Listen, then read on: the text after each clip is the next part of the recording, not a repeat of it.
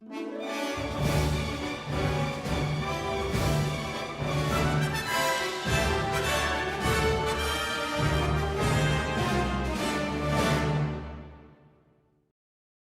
grüße euch. Heute Abend habe ich wieder einmal ein EvoFlex von Electrum Sabercraft hier. Aber das ist nicht nur ein EvoFlex von Electrum Sabercraft. Also dieser Griff ist für mich der Beweis, dass meine Videos was bringen und ein bisschen Aufmerksamkeit generieren. Denn der liebe Robert hat mir seinen Griff geschickt und der ist genau über mein Video von neulich über den ähnlichen Griff gestolpert und hat mich um Hilfe gebeten, seinen alten Griff praktisch zu restaurieren und dann eine vernünftige Technik einzubauen. Also mein altes Video hat sich dann doch gelohnt. Ich habe wieder einen Auftrag, konnte wieder basteln. Also Herz, was willst du mehr? So soll das sein. Was war die alte Technik? Die alte Technik war dieses, ich glaube, ein Xenoboard, was noch mit RGB-LEDs arbeitete. Also hier haben wir eine High-Power-LED, die in verschiedenen Farben leuchten kann. Einen fest verbauten Akku, was nicht so cool ist. Geladen wird dann über diese USB-Buchse. SD-Karten-Slot haben wir hier, da war eine 1 GB Karte drin.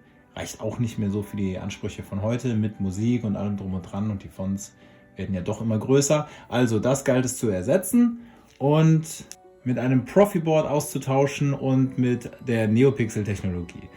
So, und das Schöne ist, also der Griff, der ist wohl schon ein paar Jährchen alt. Er ist noch nicht hundertprozentig fertig. Das Einzige, was fehlt, ist, worum ich gebeten wurde, hier eine Rändelschraube einzusetzen, sodass man nicht hier immer einen Innensechskantschlüssel braucht.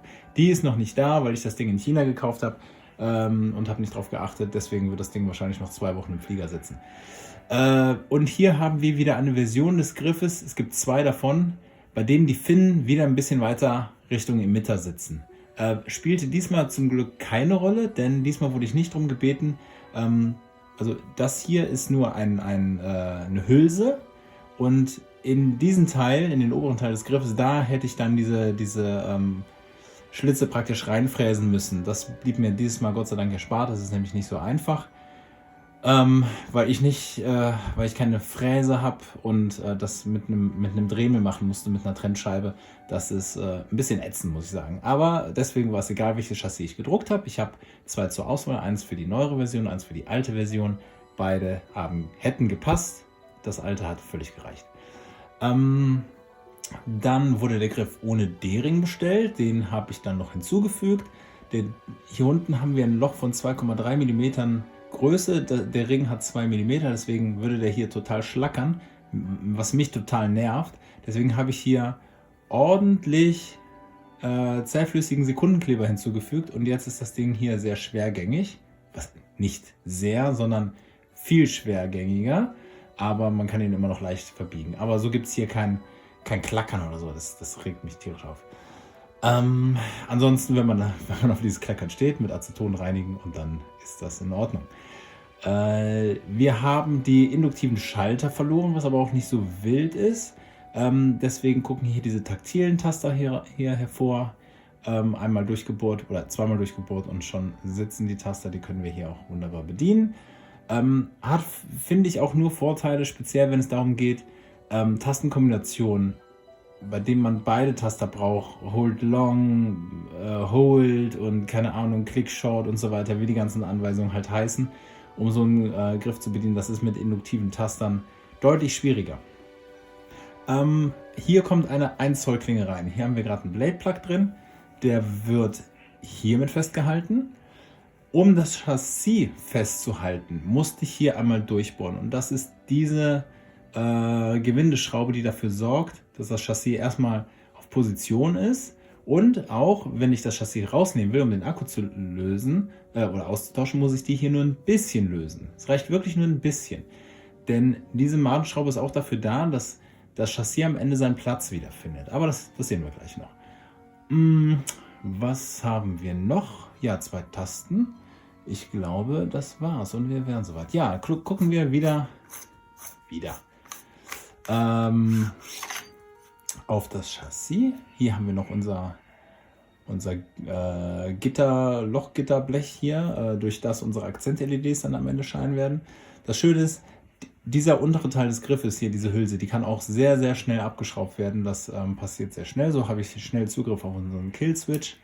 kann den direkt aktivieren, drauf, fertig. Das geht sehr, sehr schnell. Das Chassis können wir jetzt noch nicht rausziehen, weil diese Schraube eben angezogen ist. Die müssen wir jetzt nur ein bisschen lösen, wirklich nur eine halbe Umdrehung und schon flippt das Ding. Und wir sehen auch, dass das Licht hier gerade wandert. So. Und wir haben das Chassis in Händen und können jetzt den Akku austauschen, an das Board ran, wenn wir wollen. Hier ist ein 3.9er drin, das sehen wir direkt, weil hier eine LED leuchtet. Das hat das 2.2 nicht.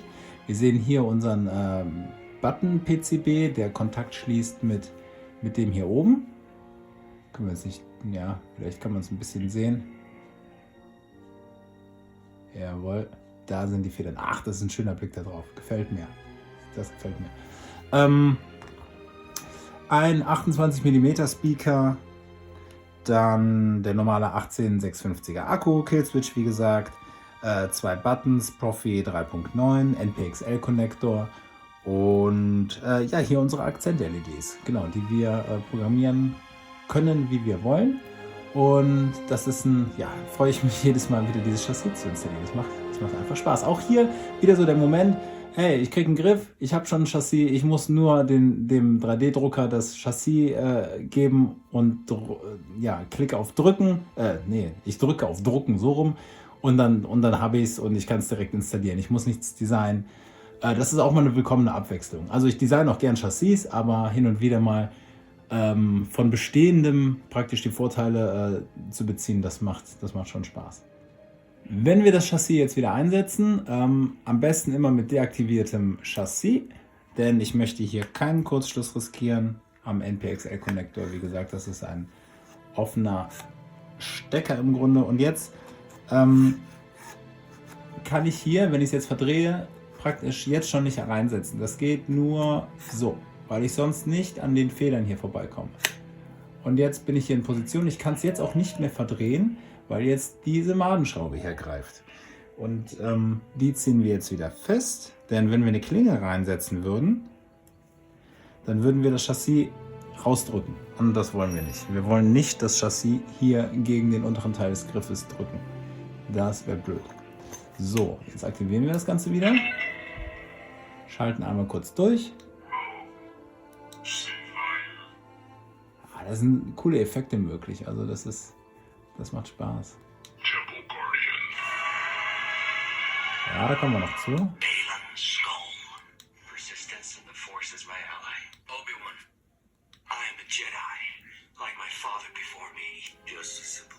Ja, bleiben wir mal hier. Hülse wieder drauf. Und die Testklinge kommt jetzt auch sofort. Testklinge ist drauf. Let's go. Yes. Na, hier oben sitzt das Chassis, sag ich schon, das Profi. Braucht nicht so viel.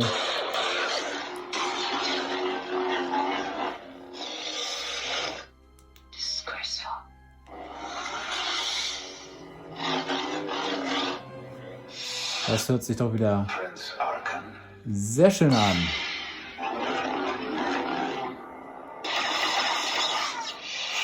Gefällt mir richtig gut. Der Griff ist so schön handlich. Ja, also es ist ähnlich wie beim Starkiller V4 von Warsabers. Auch dieser Griff hier. Ich glaube, die Warteschlange ist lang, um so einen Griff zu kriegen. Der ist wirklich heiß begehrt. Super handlich. Man kann tolle Dinge mit ihm machen. Akzent-LEDs, 1 Zoll Klinge, 2 Buttons, 28 mm Speaker. Ja, das macht einfach nur Spaß. Das macht richtig Spaß. Der Sound, der ist auch für diesen schmalen Griff, ist der fantastisch. Es ist keine 10, es ist irgendwas zwischen 8 und 9. Ich weiß nicht mehr, was ich beim letzten gegeben habe. Macht einfach Laune. Macht absolut Laune. Und ich freue mich jedes Mal, wenn ich darum gebeten werde, den zu installieren oder abzugraden oder was auch immer. Das macht Spaß. Das macht Spaß. Man wird da einfach belohnt.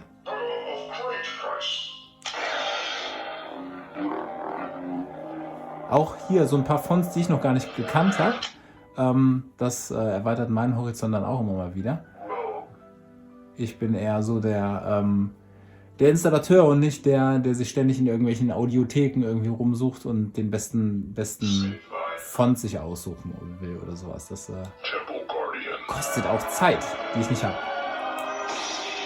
Ja, auch mit dem Preon hier, den Temple Guardian. Das sieht mit längerer Klinge natürlich cooler aus. Ich habe hier meine Testklinge nur drin. Der Griff wurde wieder mit einer Quantum-Klinge bestellt und so geht sie dann auch morgen raus. Ja, wie gesagt, hat mir wieder sehr viel Spaß gemacht, den Griff zu installieren. Ich glaube, das ist jetzt das zweite Mal erst. Einmal habe ich nur das Chassis designen dürfen, da war ich nicht bei der Installation selber dabei.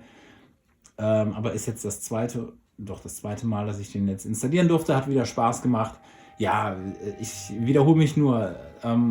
Guter Sound, gute Handhabung des Griffes. Der sieht toll aus. Akzent-LEDs, eine 1 Zoll Klinge, 2 Buttons. Wie gesagt, ich wiederhole mich. Macht einfach Spaß. Wir hatten halt vorher den Griff mit einer RGB-LED. Ich bin sehr gespannt, wie das ankommt, wenn der Griff dann endlich bei dir ist, Robert. Ja, was das für Welten sind im Grunde. Der Unterschied zwischen den zwei Griffen vorher und nachher. RGB-LED und jetzt Neopixel. Dazu auch noch eine vernünftige 3.9er Profi-Version. Vernünftig installiert mit vernünftigen Fonts.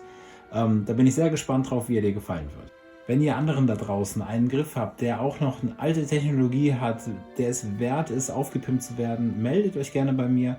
Das könnt ihr über meine Homepage machen, derlichtschwertschmied.de, oder hier auf YouTube bei den Kommentaren einfach die Frage stellen. Ich antworte auf jeden Fall. Abonniert gerne den Kanal, liked gerne dieses Video und wir sehen uns hoffentlich wieder im nächsten Video. Bis dahin und möge die Macht mit euch sein.